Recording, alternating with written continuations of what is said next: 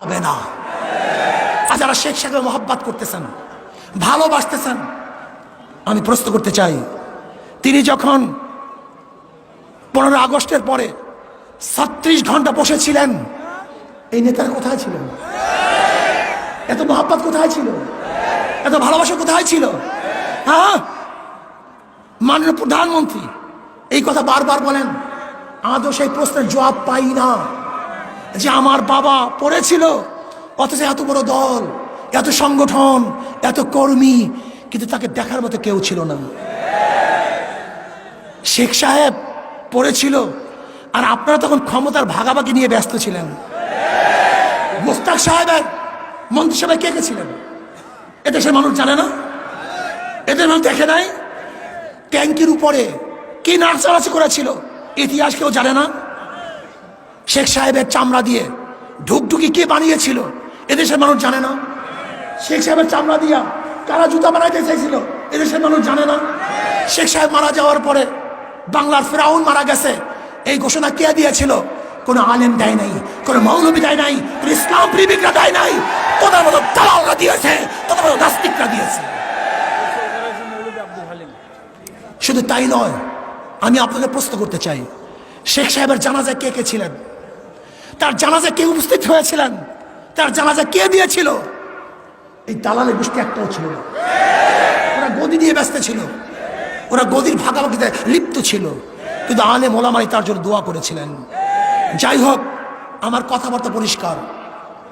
সাংবাদিক বন্ধুরা, আজকে সিগন্যাল মিগনাল দেই নেই, আজকে সিগন্যালও দেই নাই, মিগনালও দেই নাই, প্রচারও করি নাই, প্রসারও করি নাই।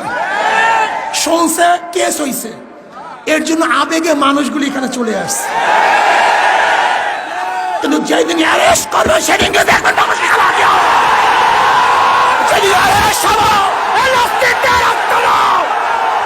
এই বাংলায় রাখবো না। ফজল ভাইয়ের কিছু হলে এ চলবে আমি বাংলা জুড়ে, এ ফজল ভাইয়ের কিছু হলে এ চলবে আমি বিশ্ব জুড়ে, সেকে তোমরা কিছু হলে এ চলবে আমি বিশ্ব জুড়ে, এ সেকে তোমরা কিছু হলে এ চলবে আমি বিশ্ব জুড়ে, সেকে তোমরাই ভয় নয়, রাজপথ চাই নয়।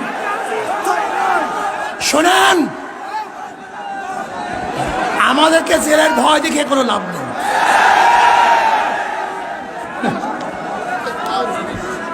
লাভ নেই, কোনো লাভ নেই। কেন? এনার আত্মজীবন পড়েছে, সাহস হয়েছে, জীবনে বহু জেল কেটেছেন, কথা ঠিক না? এই জেলের টেলের কেসের মেসের ভয় দেখাই আমাদেরকে লাভ নাই। যদি অন্যায় করে থাকি জেলে দেন, আপত্তি নাই, কিন্তু অন্যায় যদি না করি আর জেলে ঢুকাবার দুঃসাহস দেখান, তাহলে বাংলাদেশের জনগণ ইনশাআল্লাহ সেই দুঃসাহস আঘাত করবে, আঘাত করবে ইনশাআল্লাহ। কি কথা ঠিক না? যেই দিন এই হাতের মধ্যে হ্যান্ডকাপ লাগবে অন্যায় হবে, সেই দিন বাংলাদেশের জনগণ এই হ্যান্ডকাপকে ছিঁড়ে ফেলবে ইনশাআল্লাহ।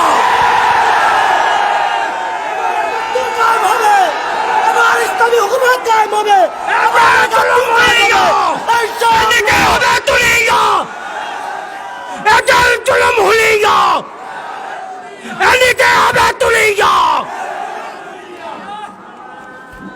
আপনারা ভাবছেন যে জেলের তকমা আর কেসের তকমা দেখালি ইঁদুরের মতো পালিয়ে যাব। ইঁদুরের বাচ্চা পালাতে পারে, শিয়ালের বাচ্চা পালাতে পারে, ভোজনের বাচ্চা পালাতে পারে, বিলালের বাচ্চা পালাতে পারে, কিন্তু শেখ ফজলুল করিমের সৈয়দ ফজলুল করিমের বাচ্চা পালাতে পারে না, সৈয়দ শাহের সন্তান পালাতে পারে না, ওমরের সন্তান পালাতে পারে না, আবু বকরের সন্তান পালাতে পারে না। মারা যাব, শির উঁচা করে মরব, রক্ত দেব, ইসলামের জন্য রক্ত দেব, জীবন দেব, ইসলামের জন্য জীবন দেব, এই দেশ রক্ষা করার জন্য জীবন দেব। সাম্য, মানবিক মর্যাদা, ন্যায় বিচার প্রতিষ্ঠা করার জন্য প্রয়োজনে রক্ত দেবে ইনশাআল্লাহ। রাজি আছেন ইনশাআল্লাহ? নারায়ে তাকবীর, নারায়ে তাকবীর।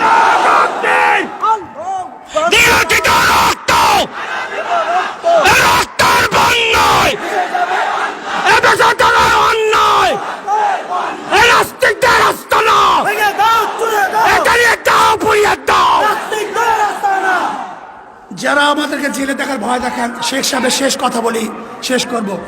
একদিন সকালে আমিও রেনু বিছানায় বসে গল্প করছিলাম। আর একটা কথা বললেই না বললেই নয়, খুব গুরুত্বপূর্ণ কথা।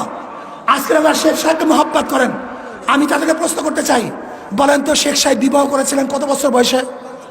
12-13 তার বয়স ছিল। কত বছর বলেন? বলেন তো। রেনু ফজিলাতুন্নেসা তার স্ত্রী, তার তখন বয়স ছিল কত?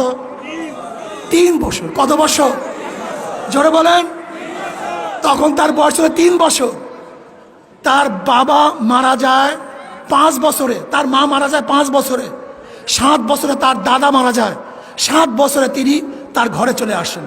আমি প্রশ্ন করতে চাই, যারা শেখ সাহেবকে মহব্বত করেন, আজকে থেকে সংসদে বিল উত্থাপন করেন, যেমন শেখ সাহেব বিবাহ করেছিল 12-13 বছর বয়সে। আমাদেরকে আইন পাশ করতে হবে, আমরা 12-13 বছর বয়স বিবাহ করব। আজকে আইন পাশ করতে হবে, রেনু বিবি যেরকম বিবাহ হয়েছিল 3 বছর বয়সে, আমাদের মেয়েদেরকেও 3 বছর বয়সে বিবাহ দিতে হবে। এইটা তো শেখ সাহেবের মহব্বত নাকি? মহব্বত করো না? একদিন সকালে আমিও রেনু বিছানায় বসে গল্প করছিলাম। হাসুও কামার নিচে খেলছিল। হাসু মাঝে মাঝে খেলা ফেলে আমার কাছে আসে আর আব্বা আব্বা বলে ডাকে। কামাল চেয়ে থাকে। এক সময় কামাল হাসুরিকে বলছে, হাসু আপা তোমার আব্বাকে কি আমি একটু আব্বা বলি? আমি আর রেনু দুজনেই শুনলাম। আস্তে আস্তে বিছানা থেকে উঠে যে ওকে কোলে নিয়ে বললাম, আমিও তোমার আব্বা। কামাল আমার কাছে আসতে চাইতো না। আজ গলা ধরে পরেই রইল। বুঝতে পারলাম এখন আর ও সহ্য করতে পারছে না। নিজের ছেলে অনেক দিন না দেখলে ভুলে যায়। আমি যখন জেলে যাই তখন ওর বয়স মাত্র কয়েক মাস। রাজনৈতিক কারণে, শোনেন, রাজনৈতিক কারণে একজনকে বিনা বিচারে বন্দি করে রাখা আর তার আত্মীয় স্বজন ছেলে মেয়েদের কাছ থেকে দূরে রাখা যে কত বড় জঘন্য কাজ তা কে বুঝবে? মানুষ স্বার্থের জন্য অন্ধ হয়ে যায়। আমিও শেখ হাসিনা সরকারকে বলবো, আপনিও স্বার্থের জন্য অন্ধ হয়ে যায়েন না। আমাকে এবং আমাদের সবাইকে এই স্বাধীনতা পালন করার তৌফিক দান করেন। আমার জন্য দোয়া চাই, আমিও দোয়া করি। সজাগ থাকতে হবে, চৌকান্না থাকতে হবে। ডাক পড়ার সাথে সাথে গোটা বাংলাদেশকে অবরুদ্ধ করতে হবে।